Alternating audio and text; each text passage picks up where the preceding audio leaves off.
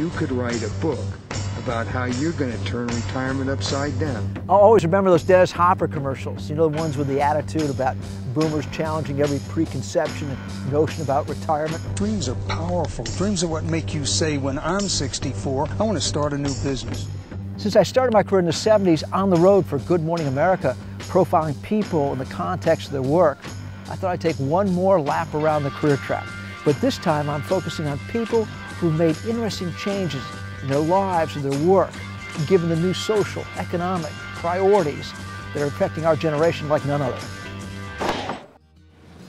One of my dreams was to run off with a rock and roll band. And I finally got to do it just as I was turning 60, thanks to an invitation from Crosby, Stills, Nash Young to embed in their reunion tour. You guys, where's Mike? You made me nervous. You made me nervous tonight. I've been thinking about everything I said to you. Moving to a foreign country in midlife, taking on a whole new culture, a whole new language, a whole new literature. Frances Mays, the author, was my first case study of boomers in transition and reinventing themselves. She very famously did so under the Tuscan Sun for a book she was writing. This is a lot of fun, and I'm not retired. This is a full-time activity. In Vermont, I met a fellow by the name of Barry Minerth. Now, he was pretty smart. He worked on someone else's alpaca farm on the weekends for 4 years before literally buying the farm himself. And he made the transition from being a printing executive in New York City. Here in Indiana, Fields of Dreams is less a cliche and more of a way of life.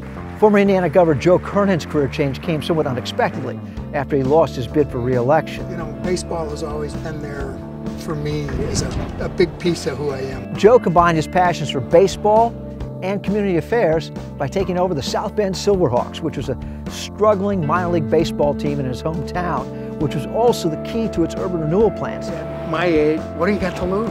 Why not take a flyer every once in a while? Cindy Joseph didn't think she had the looks, or more importantly, the self-confidence to be a model when she was younger. What you see is what you get.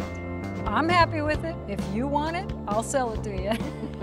Now she's a top model in New York at the tender age of 59 and breaking all the age barriers about work by riding the silver tsunami that's sweeping over the marketplace for virtually every product. My personal philosophy is play till the day you die. That would be a complete life. Mickey Hart, a drummer for the Grateful Dead, told me about cutting short his education to pursue his music career, something that always bothered him. Now he's collaborating with Dr. George Smoot, the Nobel Prize-winning astrophysicist, on a soundtrack for the universe. We're in the same business. Basically, it's vibrations. If there's one common denominator I've discovered while doing these stories, it's that people at this age really want to give back and do something maybe a little bit more meaningful in their lives. Isn't this a Chains of Hope? Connie Duckworth, who was one of the first female traders at Goldman Sachs, left her finance career to start a women's rug cooperative in Afghanistan. In these intractable world problems, again, small or large, just do something.